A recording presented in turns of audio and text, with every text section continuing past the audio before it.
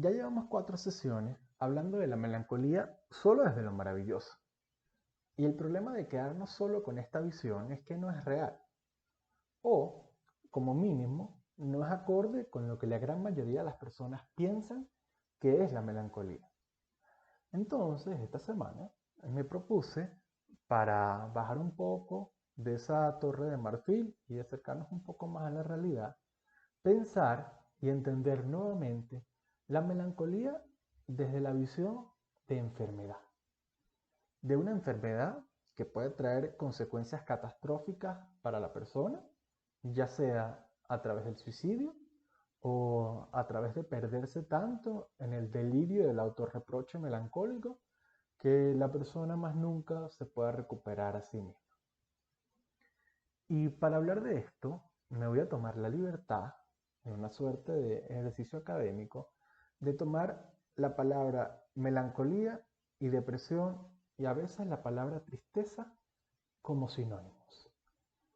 Y estoy haciendo esto porque si miramos con una lupa, podemos empezar a entender cómo la palabra melancolía es simplemente una palabra arcaica para referirse a lo que actualmente conocemos como depresión. Entonces, vamos a ver cómo se ve actualmente la depresión o cómo creo yo que se está viendo actualmente la depresión y vamos a ver qué diferencias hay si empezamos a transformar lo que vemos actualmente como depresión y lo empezamos a ver un poco más como melancolía. Y para empezar esto, primero es importante aclarar que no todas las tristezas se ven particularmente negativas o patológicas.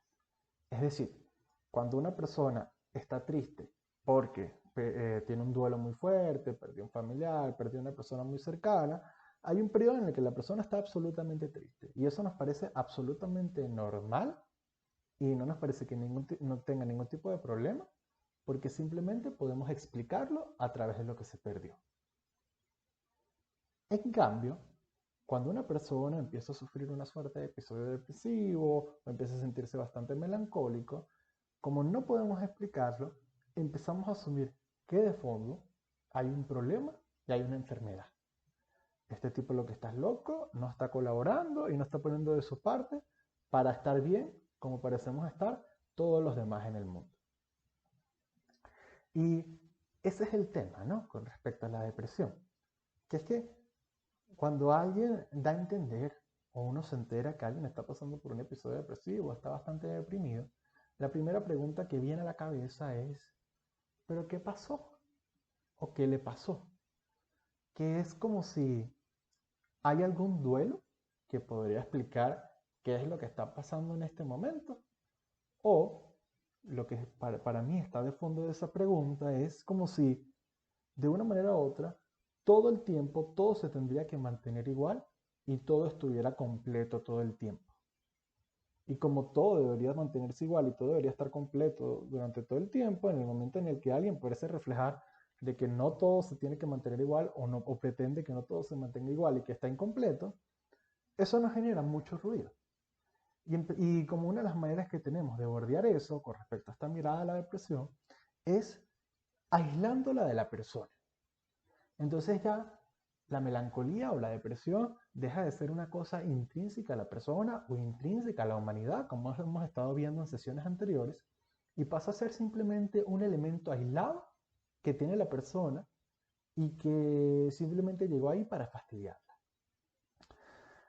Una de las mejores maneras que tenemos para ejemplificar esto es a través de los antidepresivos. Porque cuando los antidepresivos se inventan, básicamente con ellos se reinventa la depresión. Si tú le das antidepresivos a una persona o a un grupo de personas y esas drogas empiezan a afectar su humor, su apetito y su sueño, entre otras cosas, por lo tanto, la depresión es una enfermedad que afecta el humor, el sueño y el apetito.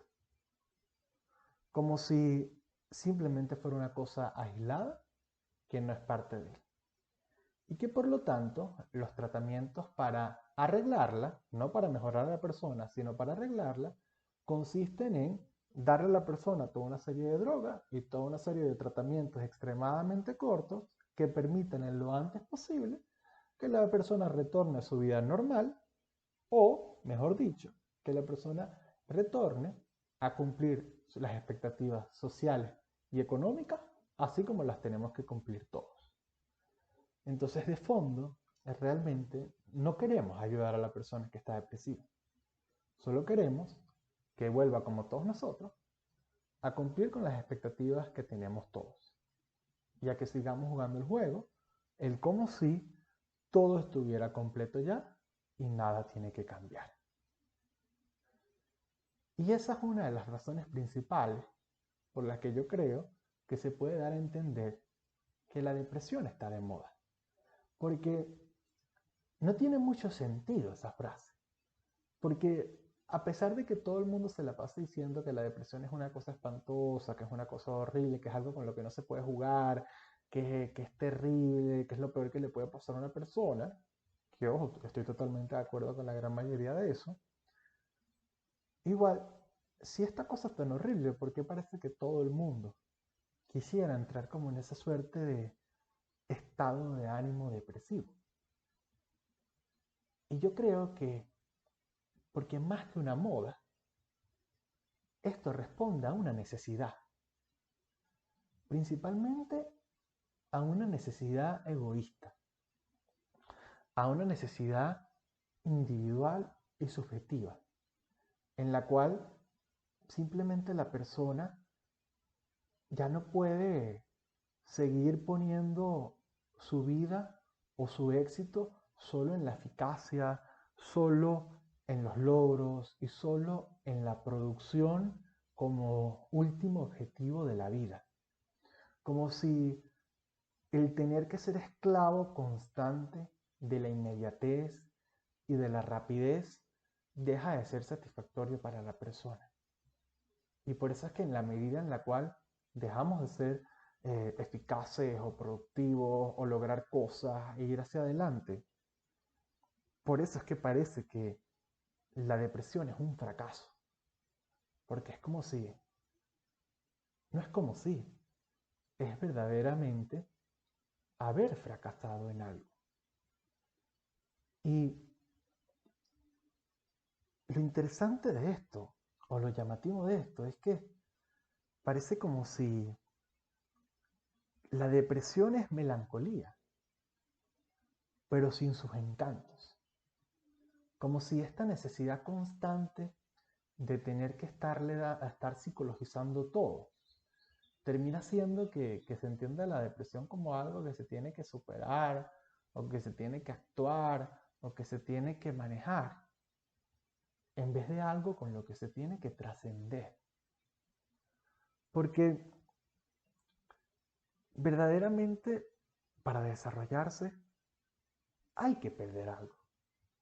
Y hay que tolerar la idea de que estamos incompletos y de que nacimos incompletos y de que gran parte de las cosas no tienen significado, sino es un significado que cada uno de nosotros le tiene que dar. Por eso esta noción de que todo se tiene que mantener igual y de que nadie se puede deprimir es como un choque violento o entra en un conflicto con la idea de que la melancolía es algo necesario que tenemos todos. Que ojo, sí es una enfermedad.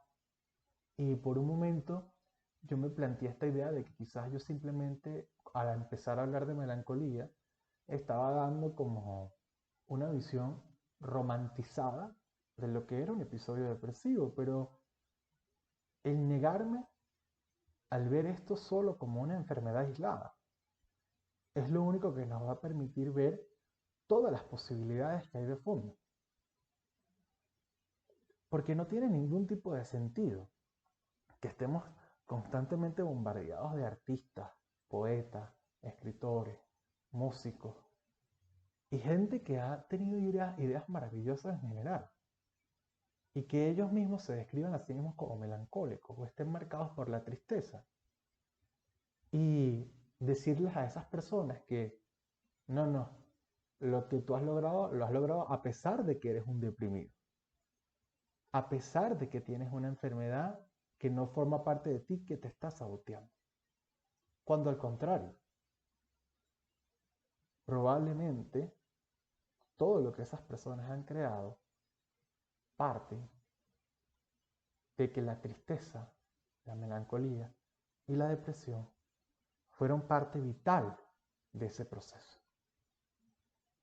Y eso es un tema que vamos a tocar en esta sesión. Eventualmente tocaremos melancolía y creatividad, que es un tema que a mí me tiene particularmente emocionado.